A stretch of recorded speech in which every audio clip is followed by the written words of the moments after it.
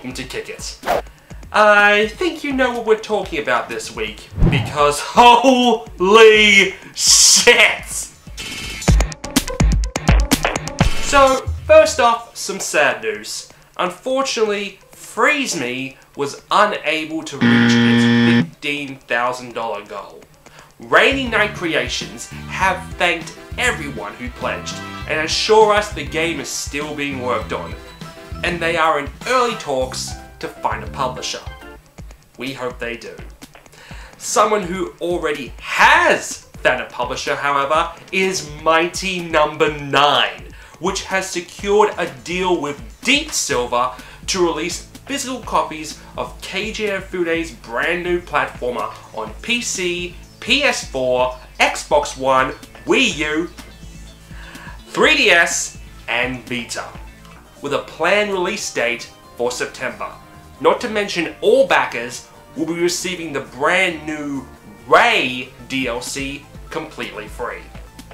Also, it looks like Ouya is in trouble. Fortune recently released an article that the micro-console company is in desperate need of a buyer. According to a confidential email from CEO Julie Ehrman, quote, "Our focus now is trying to recover as much investor capital as possible. Given our debt holders' timeline, the process will be quick.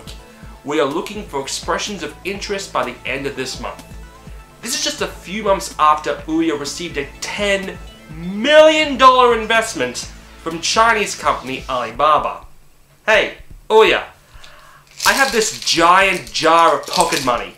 Think this would suffice?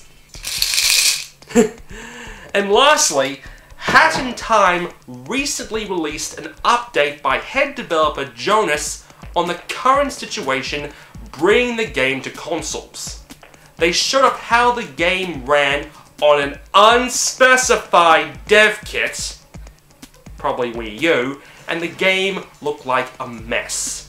This was due to Unreal 3, which hasn't been updated for a while, and this result was only, quote, "after we had applied some major fixes to even get it running in the first place." So, at the current time and considering the money and man hours, it may be a while, if at all we ever see Hat in Time in consoles.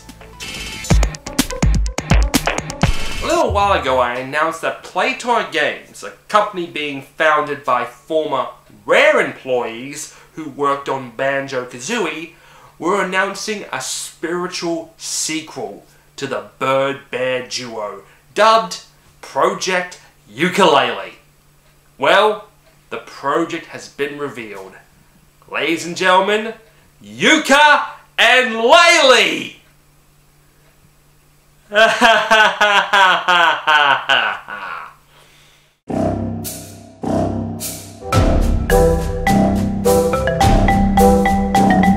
We always saw it as the first game to be a spiritual successor to Banjo-Kazooie, just because platformers haven't really been around in recent years, and we knew that's the sort of game that we could nail pretty well. And it was about recreating a team exactly how it used to be on the N64 and how it used to operate, reproducing that environment, that team setup, that dynamic. For a long time we'd been thinking and talking about how we could create something similar to some of the games that we had in the past, and we wanted to see if there was a way we could do that. We settled on the chameleon and the bat because we just loved the kind of natural abilities that they'll bring to the gameplay.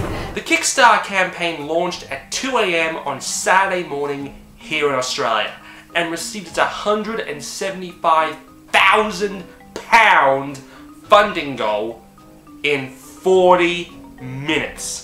Which is basically just a major middle finger to those guys, former bosses in Redmond, telling them, this is what we wanted to do. You spent $375 million on us and decided, let's have them make Kinect tech demos. No.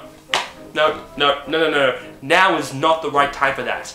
Right now, we have the Kickstarter page on the screen, and it just keeps going up and up. Right now we're at £1,100,061. Jesus Christ. So far they've pretty much passed all their stretch goals and they're making more and more. And that includes all systems. And they've even pitched to Nintendo the possibility of a Yooka-Laylee amiibo. This is insane! They have also broken another record. Fastest project to reach $1 million. I need to calm down. The gameplay we've seen so far with this green chameleon and purple bat looks great coming from the Unity engine. The level design is very dynamic and that water looks amazing. I have full faith in this team.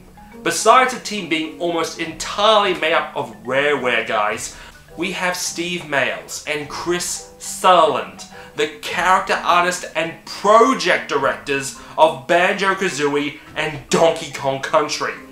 The only way I'd be more confident in this project would be if the Stamper brothers themselves were a part of it.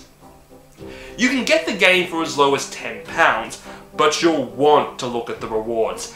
£55 will get you a t-shirt, and £340 will get you the 64-bit edition, which contains a retro-themed physical package complete with classic box, signed manual, and an exclusive Yooka-Laylee N64 cartridge with built-in 64GB flash drive.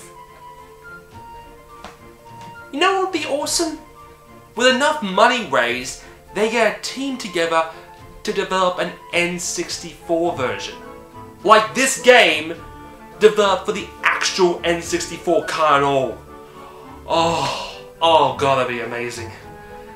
The campaign is lasting 45 days, and I bet by the time they finish, Microsoft will be really kicking themselves.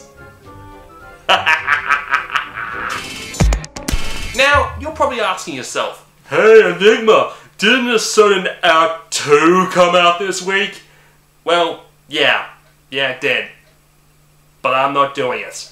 Don't worry, I'm not one of those people who are pissy that it took someone 3 years to make a game. Oh god, 3 years? Or using a sock to tell a bad joke.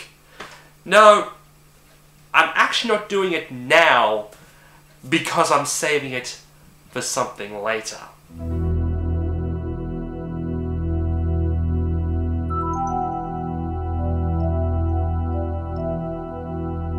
That's right, Tim Schafer month.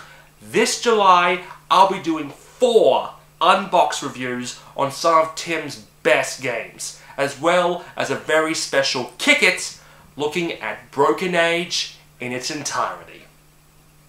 Well, I'll see you all next time.